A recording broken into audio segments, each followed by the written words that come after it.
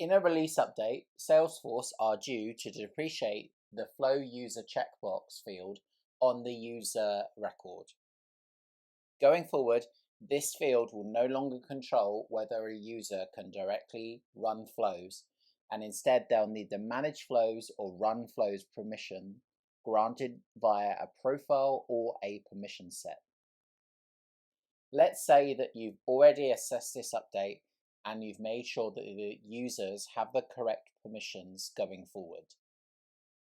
If you wanted to assess where the current flow user field was in use, then you could download all of your metadata using the Salesforce CLI and DX tools, and ultimately run find and replace to figure out where this reference is in use.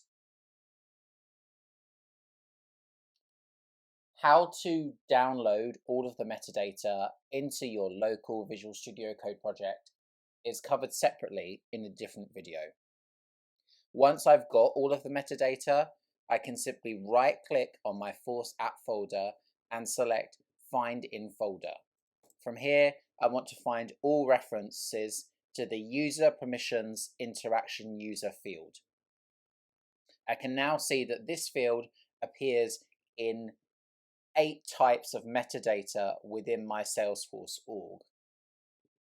This is a Apex class with reference to this field, a Visualforce email template, a classic email template with its text counterpart, a record triggered flow, a scheduled flow, another record triggered flow, and also a process builder.